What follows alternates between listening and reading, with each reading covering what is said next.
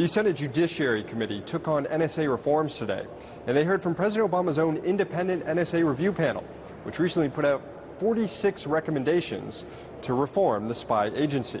Some ideas include adding more transparency to the NSA's requests for data from private companies, changing the NSA's leadership structure, and making changes to the top-secret FISA court. Now, a lot of these reforms will require congressional action, hence today's hearing. And on Friday, the president will lay out which reforms he supports.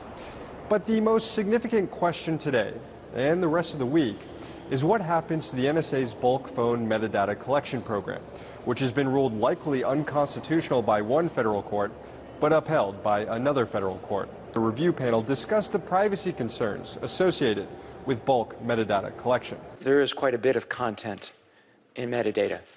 I mean, when you have the records of the phone calls that a particular individual made, you can learn an awful lot about that person. The independent review panel also found no evidence that such bulk collection prevented any terrorist attacks.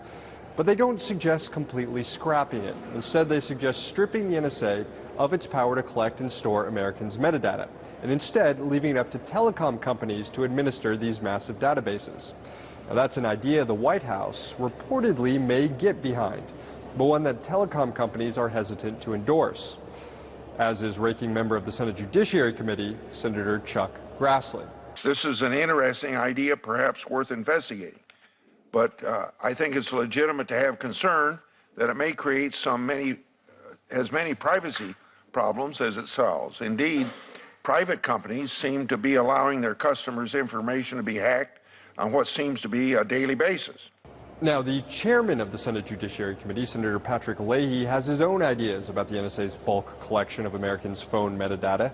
He thinks the program should be terminated, and he's sponsoring legislation to do just that. But he's facing some strong opposition from lawmakers on the Hill cozy with the surveillance state. Now, looking ahead, the president could, on his own, end the bulk phone records collection program. He could do it this week, and he doesn't need Congress's approval. But he's not expected to do that. You might remember, following the Edward Snowden revelations, the White House moved rather quickly to stop targeted spying on a few dozen world leaders.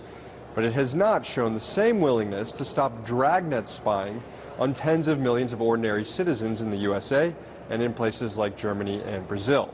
So we'll have to hear if the White House is reconsidering its position on Friday. Also, don't forget about the courts. The courts don't care what the White House or Congress is doing, and they're going to have their say on the constitutionality of the NSA's bulk collection spying program too. And it will likely be the final say. On Capitol Hill in Washington, D.C., Sam Sachs, RT.